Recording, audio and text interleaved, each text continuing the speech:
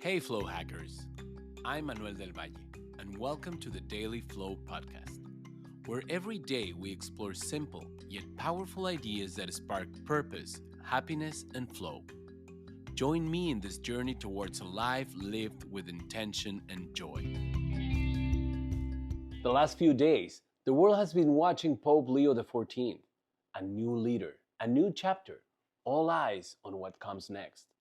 But almost no one is asking about the story that made his story possible. Yes, Pope Leo comes from the order of St. Augustine, a spiritual tradition shaped by the brilliance of one man, Augustine of Hippo.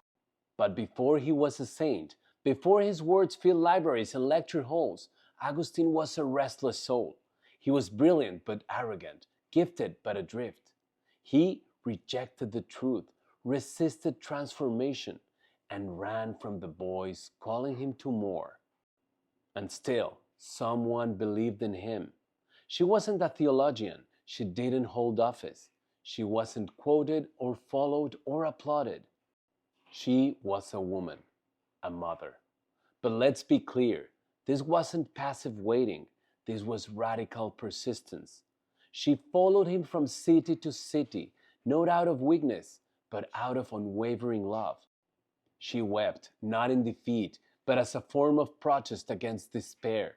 She prayed, not because she lacked power, but because she knew how to wield it. For 17 years, she stood in the gap between who he was and who he could be. And eventually, her clarity and courage cracked open his heart. Augustine turned, and from that turning came ideas that would shape centuries. But her name is rarely remembered. Her name, Saint Monica. She didn't change history with sermons or swords, but with truth, tears, and tenacity. She represents more than motherhood. She is a symbol of women who love fiercely, fight quietly, and build futures with hope and no guarantees. Monica's story reminds us the most powerful revolutions don't always shout. They whisper, they persist, they endure. And so, on this Mother's Day, we honor Monica and all the women like her, not just biological mothers, but all who mother ideas, people, movements, all who choose love over apathy, resilience over resignation.